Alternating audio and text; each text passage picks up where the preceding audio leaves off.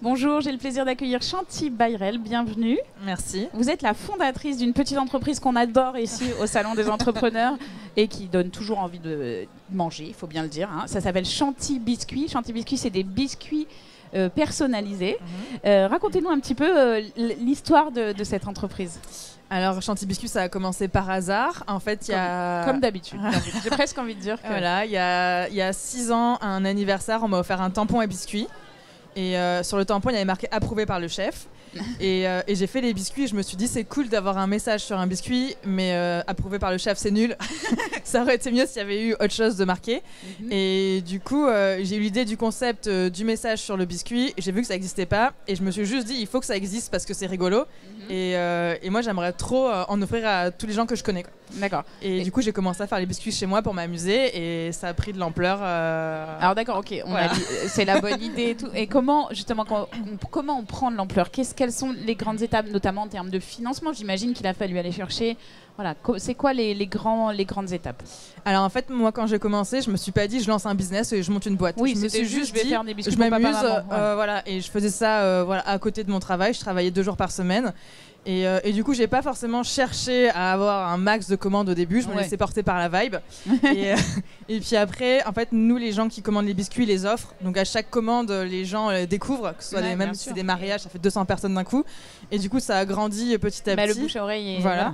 Et au bout de 2 ans, j'avais trop de commandes et je pouvais plus faire les biscuits toute seule dans mon appart. Et là, j'ai dû en effet trouver des financements pour avoir les machines, etc. D'accord. Alors aujourd'hui, on en est où? Ça représente quoi? Aujourd'hui, en fait, on a fait 2 déménagements. On a redéménagé en octobre dernier. Vous fabriquez sur place à chaque fois? Oui, c'est nous qui faisons tout. Oui, on fait tous les biscuits. Donc, on est à Aix-en-Provence. Donc, on a un atelier de production qui fait 800 mètres carrés aujourd'hui. D'accord. Donc, on fait les biscuits à Aix et on livre toute la France. Voilà.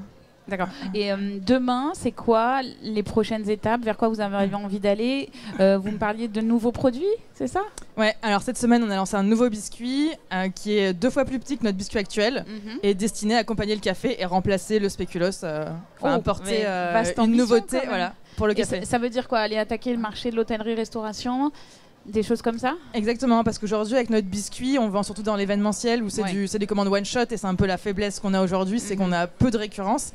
Et là, l'idée c'est d'avoir des clients réguliers qui commandent tous les mois. Est-ce que ça veut dire aussi, vous, côté commerciaux, avoir des équipes dédiées? Enfin, c'est peut-être aussi, c'est complètement différent. Et là, c'est notre... D'aller chercher le B2B, c'est aussi pour vous un grand pas, quoi. En fait, avec notre biscuit classique, on est déjà à peu près 50% de B2B. Ah, ouais. Mais en effet, c'est pas du tout la même cible. Et jusqu'à présent, notre problématique, c'était la production. On avait trop de commandes par rapport à ce qu'on pouvait faire.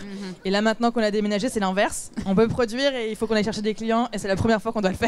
Donc en même temps, on teste. Voilà. Ouais, mais on va pas vous plaindre non plus. C'est bien. Non, ça va dans le bon sens. Et puis après, on joue beaucoup sur notre communauté d'Instagram. Bien sûr. Et même le B2B vient de là. Oui, les réseaux sociaux, finalement, ça a été votre principal canal de communication? Oui. C'est notre seul, quasiment. C'est bien, c'est pas très cher. Non.